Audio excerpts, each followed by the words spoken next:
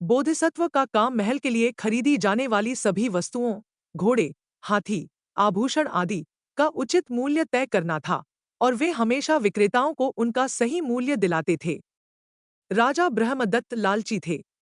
उन्हें लगा कि बोधिसत्व के इस तरह उचित मूल्य देने से उनका खजाना जल्दी खाली हो जाएगा।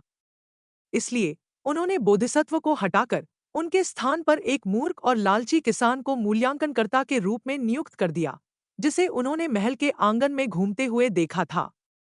नया मूल्यांकनकर्ता वस्तुओं के वास्तविक मूल्य की परवाह किए बिना अपनी मनमानी से दाम तय करने लगा।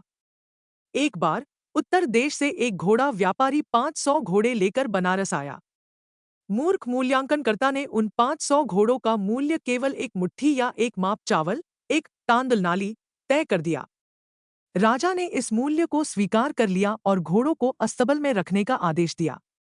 निराश घोड़ा व्यापारी पुराने मूल्यांकनकर्ता बोधिसत्व के पास गया और सलाह मांगी। बोधिसत्व ने उसे सलाह दी कि वह नए मूल्यांकनकर्ता को रिश्वत दे और उसे राजा के सामने यह प्रश्न पूछने के लिए राजी करे, यदि 500 घोड़ों का मूल्य एक माना चावल है, तो उस एक माना चावल का मूल्य क्या है? व्यापारी ने मूर्ख मूल्यांकनकर्ता को घूस देकर राजी कर लिया। जब राजा ने नए मूल्यांकनकर्ता से 500 घोड़ों का मूल्य पूछा, तो उसने जवाब दिया, एक माना चावल, महाराज।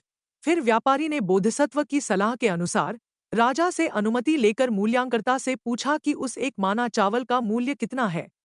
मूर्ख मूल्यांकनकर्ता ने घमंड में आकर और राजा को खुश करने के लिए कहा, उस एक माना चावल का मूल्य तो पूरे बनारस राज्य और उसके उपनगरों के बराबर है।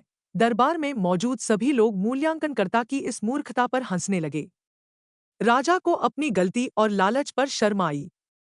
उन्होंने तुरंत उस मूर्ख को पद से हटा दिया और बोधिसत्व को फिर से उनके पद पर नियुक्त कर दिया। कथा की शिक्षा: किसी भी महत्वपूर्ण कार्य के लिए योग्यता और बुद्धिमत्ता आवश्यक है, न कि लालच या मनमानी।